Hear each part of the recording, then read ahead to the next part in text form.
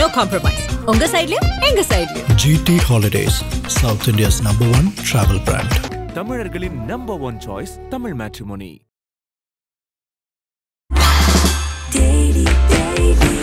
Taste Daily. Taste the Daily. So இவங்க வந்து அந்த உட்காந்து பேசிட்டு இருக்கும்போது அங்கே வந்து ஒரு 3 பேர் தான் வந்து அவங்கள கதவை திறக்க சொல்லியிருக்காங்க. கதவை திறக்கலை அப்படின்னும் போது அங்கேருந்து ஆயுதங்கள் கல் எடுத்து அந்த மாதிரிலாம் அந்த காரனுடைய முன் கண்ணாடியை உடைச்சி அந்த ஆண் நண்பர் வந்து இங்கே தாக்கியிருக்காங்க. அதாவது அரிவாள் வெட்டெல்லாம் அவருக்கு விழுந்ததாக சொல்லப்படுது. முகத்தில் காது பக்கத்துலலாம் காயம் ஏற்பட்ட போது அந்த பெண்ணை அங்கேருந்து கடத்தி கொண்டு போயிருக்காங்க. தேடுதலுக்கு பின்னாடி வந்து போலீஸார் அந்த பெண்ணை வந்து கண்டெடுக்கும் போது உடலில் துணி இல்லாமல் நிர்வாண நிலையில் தான் அந்த பெண்ணை கண்டெடுத்திருக்காங்க. இவங்க 3 பேர் மேலேயும் ஆல்ரெடி மர்டர், தெஃப்ட் அந்த மாதிரியான கேசஸ் எல்லாமே இவங்க மேலே இருக்குது. ஆக்சுவலி இந்த கருப்பசாமி, இந்த காளீஸ்வரன் 2 பேரும் இருக்காங்களே, ரீசெண்டாக தான் அவங்க பிரசன்ட்லேருந்து வெளியே வந்திருக்காங்க பெயிலில். இன்னொன்றும் போலீஸ் வந்து அங்கே போய் ஃபீல்டில் வந்து விசாரிக்கும் போது சில அங்கே இருந்தவங்களும் சொன்னதாகவும் ஒரு விஷயம் இருக்குது. என்னென்னா, எங்களுக்கு வந்து காப்பாற்றுங்கன்னு ஒரு குரலும் கேட்டுச்சு. நாங்கள் போய் அங்கே பார்க்கும்போது ஃபுல்லாக டார்க்காக இருந்ததுனால எங்களால். இந்த கேஸ்லேயும் வருத்தத்துக்குரிய ஒரு விஷயம் என்ன அப்படின்னா, திரும்ப அதே அந்த விக்டிம் பிளேமிங் ஷேமிங் தான். பொண்ணியை நைட்டு 10 மணி 11 மணிக்கு அந்த இடத்துக்கு போகணும். பேச வேண்டிய அவசியம் என்ன இருக்குது? அவங்க நிஜமாக பேசிக்கிட்டு தான் இருந்தாங்களே இல்லை. ஆமாப்பா, ஒரு பெண்ணோ ஒரு ஆணோ உட்காந்து பேசிகிட்டு இருக்காங்க. அந்த அங்கே போன 3 ஆண்களுக்கு அங்கே என்ன வேலை? இது ஏன் யாருமே கேட்குறதே இல்லை.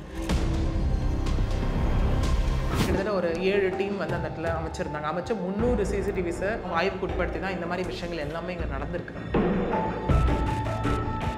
விமென்ஸ்க்கு அகெயின்ஸ்டா இல்லை குழந்தைங்களுக்கு அகெயின்ஸ்டா நடக்கிற ஒரு க்ரைம் எடுத்துக்கிட்டாலும் அதில் செய்யக்கூடியவங்க 90 to 95% ஆல்ரெடி ஹிஸ்ட்ரி ஷீட்டராக தான் இருக்காங்க இந்த இடத்துல.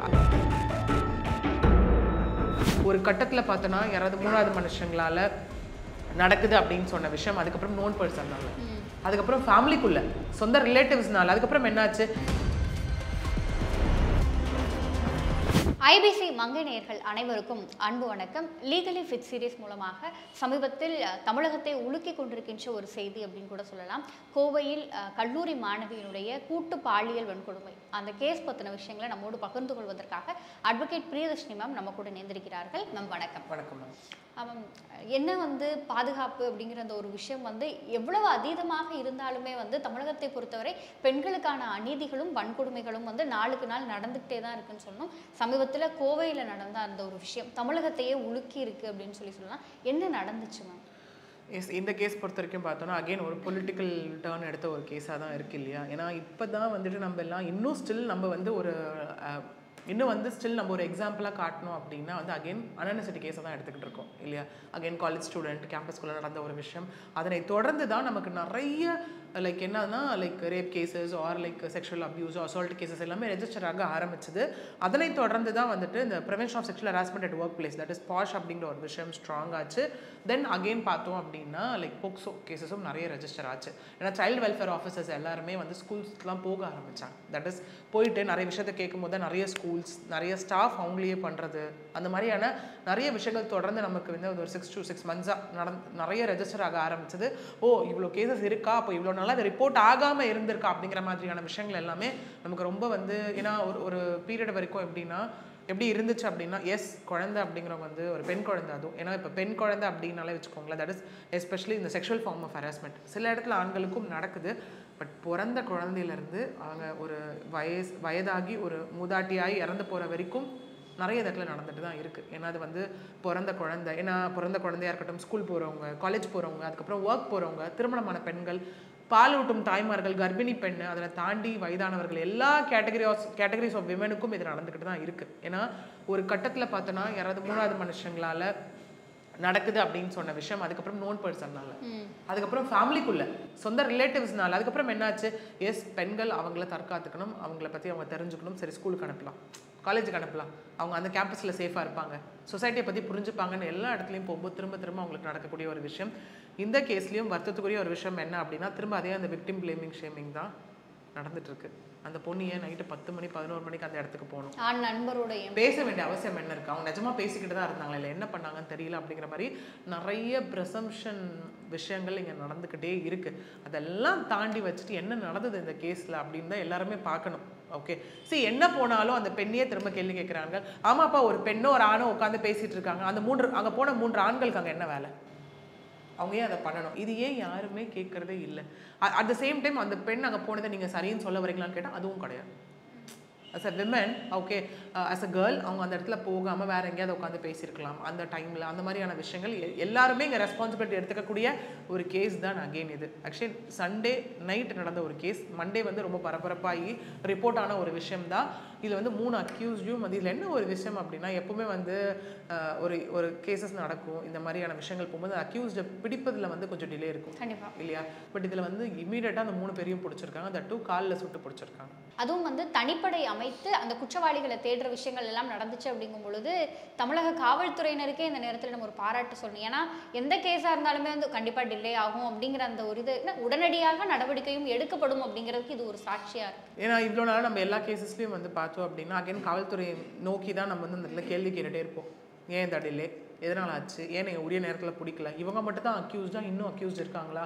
நீதிமன்றமே நிறைய கேசஸில் வந்து காவல்துறையை நோக்கி கேள்விகளும் அங்கே வந்து காவல்துறையை சாட்டின விஷயங்களும் நம்மளால் பார்க்க முடியும். பட் இந்த கேஸ் பொறுத்தவரைக்கும் commissioner that is like Coimbatore commissioner Saravanasundar அவர்கள் தான் வந்து நிறைய நமக்கு அதுக்கப்புறம் என்ன நடந்ததுன்னு சொல்லியிருந்தாரு.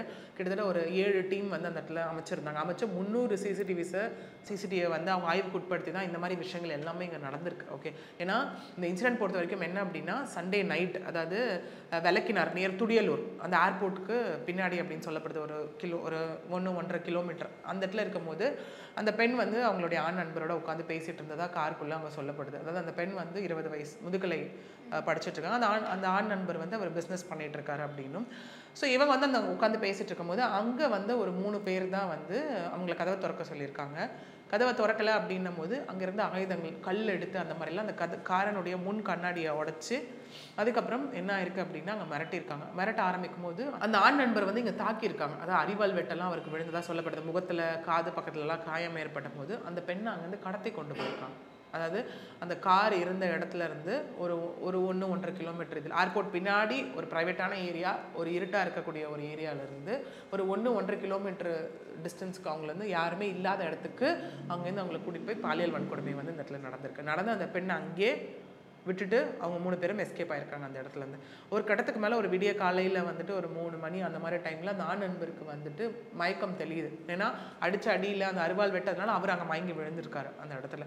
ஸோ அவருக்கு மயக்கம் தெளிஞ்சு இது அங்கேருந்து இமீடியட்டாக போலீஸ் பேட்ரோலுக்கு கால் பண்ணி போலீஸ் அவரை மீட்டு அவரை வந்துட்டு அங்கே ஜிஹெச்சில் அட்மிட் பண்ணியிருக்காங்க. அட்மிட் பண்ணி அவர் கொடுத்த வாக்குமூலத்தின் அடிப்படையில், அவர் கொடுத்த இன்ஃபர்மேஷன்ஸின் அடிப்படையில் என்ன பண்ணியிருக்காங்கன்னா போலீஸ் அங்கேருந்து போய் வந்து தேடியிருக்காங்க. தேடும் போது சுற்றி தேடும்போது 2-3 மணி நேரம் தேடுதலுக்கு பின், ஏன்னா ஃபுல்லாக இருட்டாக இருந்த ஒரு டைம், தேடுதலுக்கு பின்னாடி வந்து போலீஸார் அந்த பெண்ணை வந்து கண்டெடுக்கும் போது உடலில் துணி இல்லாமல் நிர்வாண நிலையில் தான் அந்த பெண்ணை கண்டெடுத்திருக்காங்களே. கண்டெடுத்து அதுக்கப்புறம் அந்த பெண்ணை ஹாஸ்பிட்டலில் அட்மிட் பண்ணியிருக்காங்க. ஹாஸ்பிட்டலில் அட்மிட் பண்ணதுக்கப்புறம் அந்த பெண் கொடுத்த ஸ்டேட்மெண்ட் வச்சு தான் அந்த 3 வந்து இப்போ கைது பண்ணியிருக்காங்க. அப்போ தான் போலீஸாருக்கு இங்கே தெரிய வந்திருக்கு அந்த பெண் வந்து கூட்டு பாலியல் வன்கொடுமைக்கு ஆளாக்கப்பட்டிருக்காங்க அப்படிங்கிற ஒரு விஷயமே. ஓகே, ஏன்னா அந்த ஆண் நண்பர் கொடுத்ததை வச்சு ஒரு ஃபர்ஸ்ட் இன்ஃபர்மேஷன் எஃப்ஐஆர் ஒன்று ரெஜிஸ்டர் பண்ணுறாங்க.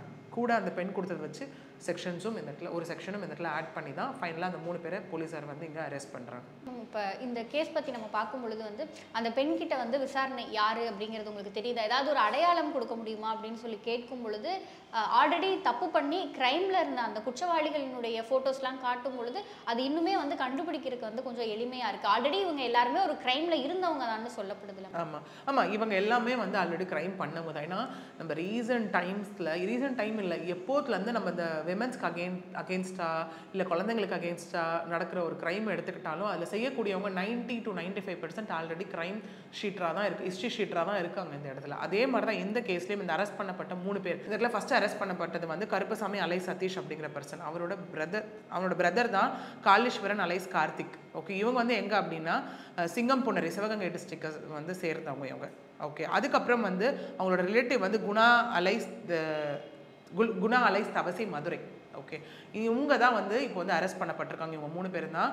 இவங்க 3 பேர் மேலேயும் ஆல்ரெடி மர்டர், தெஃப்ட் அந்த மாதிரியான கேசஸ் எல்லாமே இவங்க மேலே இருக்குது. இப்போ ஆல்ரெடி இவங்க மேலே கேஸ் இருக்குது அப்படிங்கும்போது இவங்க எப்படி இவ்வளோ சுதந்திரமாக வந்து நடமாடி பெயில் இருக்குல்ல உங்களுக்கு இங்கே. ஏன்னா இங்கே லா பொறுத்த வரைக்கும் ஒரு விஷயம் இருக்குது என்னென்னா, இவங்க தான் அனுமான குற்றவாளின்னு ஒரு கான்செப்ட் இருக்குது. இவங்க தான் குற்றவாளின்னு அப்படின்னு நிரூபிக்கப்பட்டால் தான் அந்த இடத்துல வந்து லைக் ப்ரிசனு பர்மனெண்ட் அதெல்லாம் இருக்குது. அது வரைக்கும் அவங்க ரிமாண்ட் தான். ரிமாண்ட் அக்யூஸ்ட் தான் அந்த இடத்துல. ஒரு கிரைம் நடக்குதா, அவங்களை அரெஸ்ட் பண்ணுறோம், அரெஸ்ட் பண்ணிட்டு என்கொயரி பீரியட் முடியுதா, அதுக்கப்புறம் என்ன பண்ணுவாங்க, அங்கே ஒரு என்கொயரி பீரியட் இருக்கா, அந்த என்கொயரி பீரியட் வரைக்கும் அவங்க வந்து ஜெயிலில் இருப்பாங்க. அதுக்கப்புறம் பெயிலில் வருவாங்க. பெயில் வந்து ட்ரையல் கண்டெஸ்ட் பண்ணி தான் ப்ரூவ் ஆகுற பட்சத்தில் தான் அவங்க வந்து அந்த இடத்துல ப்ரிசன் அப்படிங்கிற ஒரு கான்செப்ட் வரும் இல்லையா. ஏன்னா இங்கே வந்து எல்லாருக்கும் ஒரு ஆப்பர்ச்சுனிட்டி கொடுக்கணும் டு ப்ரூவ் தெம் செல்ஃப் அப்படிங்கிறது தான் ஒரு விஷயம். ஓகே, ஏன்னா ரைட்ஸ் ஆஃப் அன் அக்யூஸ்டு பர்சனும் கான்செப்ட்ஸும் இந்த இடத்துல இருக்குது. ஓகே, அப்படி இருக்கும்போது அவங்களுக்கு அந்த கொடுக்கக்கூடிய கேப்ஸ், அவங்க பெயிலில் வெளியில் வர டைமில் தான் அவங்க இந்த மாதிரி கிரைம்ஸ் எல்லாமே பண்ணுறாங்க. ஆக்சுவலி இந்த கருப்பசாமி, இந்த காளீஸ்வரன் 2 பேரும் இருக்காங்களே, ரீசெண்டாக தான் அவங்க பிரசன்ட்லேருந்து வெளியே வந்திருக்காங்க பெயிலில். எதுக்காக அப்படின்னா சத்தியமங்கலம் ஈரோடு டிஸ்ட்ரிக்டில் ஒரு தெஃப்ட் கேஸ் ரெஜிஸ்டர் ஆகிருக்கு. அந்த கேஸ் வந்து ரீசெண்டாக பெயிலில் வெளியில் வந்தவங்க தான் அவங்க வந்து தான் இந்த மாதிரி ஒரு கொடூரமான சம்பவத்தை பண்ணியிருக்காங்க. திரும்ப அகெயின் வந்துட்டு இவங்க 3 பேருமே அரெஸ்ட் ஆயிருக்காங்க. ஆக்சுவலி இங்கே என்னென்னா இந்த 3 பேரும் சேர்ந்து தான் அந்த ஆண் நண்பர் அறிவாளால் வெட்டினதாகவும் இருக்குது இந்த இடத்துல. இன்னொன்று இவங்க பிடிப்பட்ட கதையும் அப்படிதான். ஏன்னா சரி, சில பேர் என்ன பண்ணுவாங்கன்னா வந்து போலீஸ் கிட்ட தான் பதுங்கி இருக்கணும்னு நினைப்பாங்க, சில பேர் போலீஸ் கிட்ட இருந்து தப்பிச்சு ஓடணும்னு நினைப்பாங்க, சில பேர் போலீஸை தாக்குனா திரும்ப அவங்க நம்மளை வந்து பிடிக்க முடியாது, ஏன்னா தப்பி ஓடும்போது காலில் மாவு கட்டு அப்படிங்கிற மாதிரியான கான்செப்ட்ஸ் எல்லாமே நம்ம பார்த்துருக்கோம் இல்லையா. அதே மாதிரி தான் இவங்க என்ன அப்படின்னா, போலீஸாருக்கு தகவல் வருது, அதாவது இருகூர், அதாவது அந்த இருகூர் அப்படிங்கிற பிளேஸு ஏர்போர்ட்லேருந்து ஒரு 4 கிலோமீட்டர் அங்கே இவங்க தங்கியிருக்காங்க அப்படின்னு சொல்லி போலீஸார் அங்கே தேடி போகும்போது, இன்னொன்று இதில் என்னென்னா இந்த அக்யூஸ்ட் வந்து அண்ணன் தம்பி 2 பேரும் 10 வருஷமாக அங்கே தான் தங்கிட்டு இருக்காங்க கோயம்புத்தூரில். அந்த ரிலேட்டிவ் வந்து ரீசெண்டாக வந்து அவங்க கூட ஜாயின் பண்ணியிருக்காங்க. இவங்க எல்லாம் கட்டட வேலை செய்கிறதாகவும் இருக்குது, கட்டட தொழில் சார்ந்தான விஷயங்கள் செய்கிறதாகவும் இருக்குது. For their like day to life ஒரு ஏர்னிங்ஸ் வேணும் அப்படிங்கிறதுக்காக. அது மட்டும் இல்லாமல் இவங்க ஏர்ன் பண்ணுறதே இந்த மாதிரியான இல்லீகலான விஷயம் பண்ணி தான். ஓகே, அன்நேச்சுரல் வே ஒரு இந்த மாதிரியான விஷயங்கள் பண்ணி தான் அவங்க ஏர்னிங்ஸும் அவங்க லைஃப் அவங்க பார்த்துட்டு இருந்திருக்காங்க. இது போலீஸாருக்கு தகவல் வந்து போலீஸார் அங்கே போய் அரெஸ்ட் பண்ணும்போது அந்த இன்ஸ்பெக்டர்ஸு அஃபிஷியல்ஸ் மீதுலாம் இவங்க என்ன பண்ணியிருக்காங்கன்னா கையிலலாம் அருவாள் வெட்டு விழுந்திருக்கு.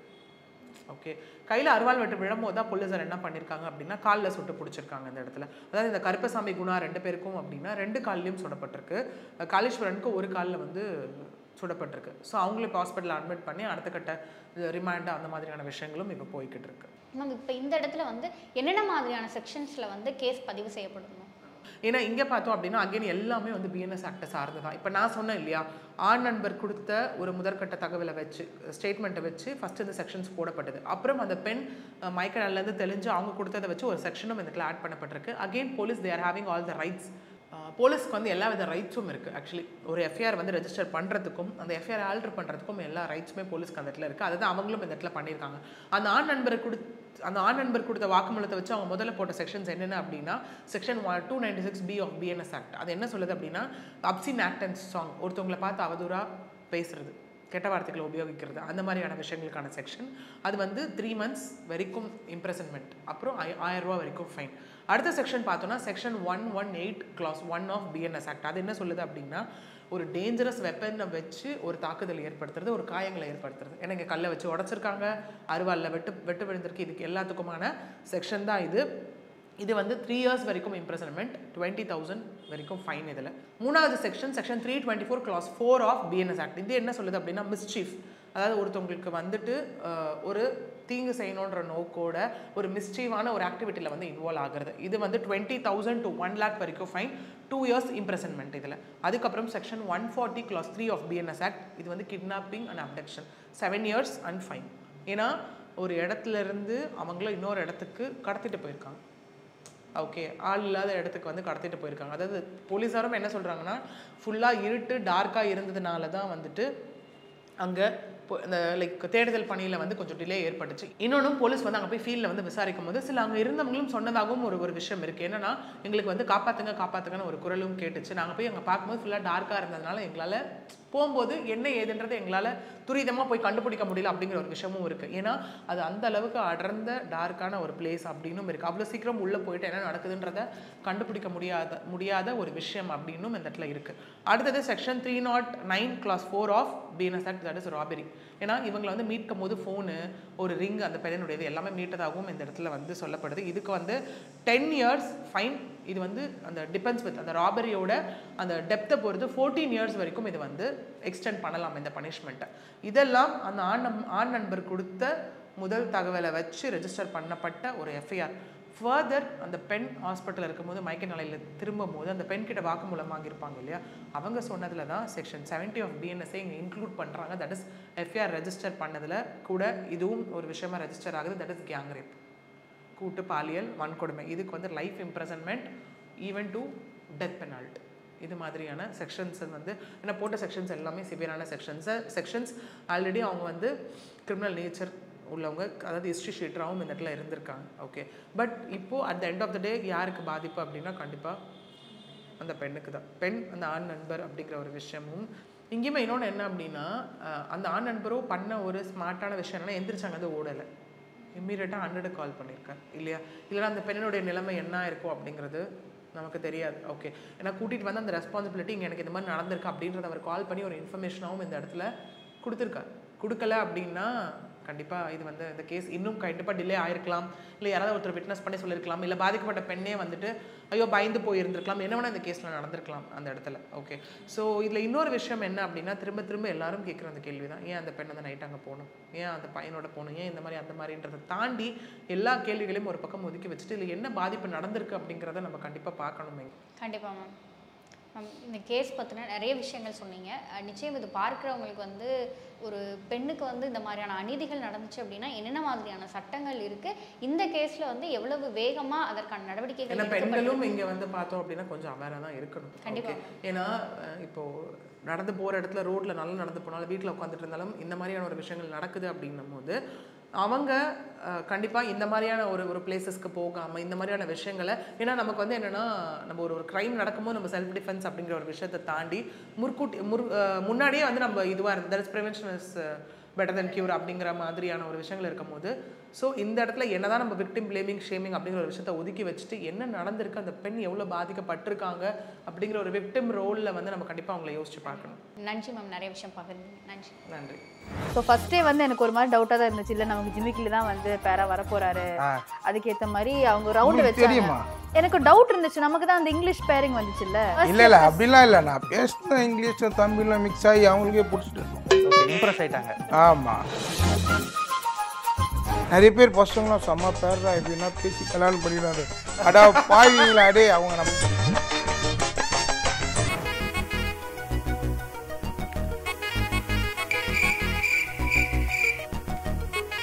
I love யூவா? பணம், துட்டு, மணி. ஓ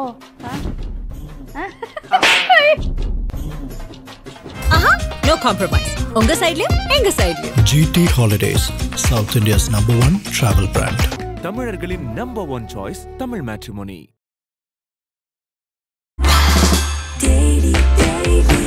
Taste the Daily. Taste the Daily.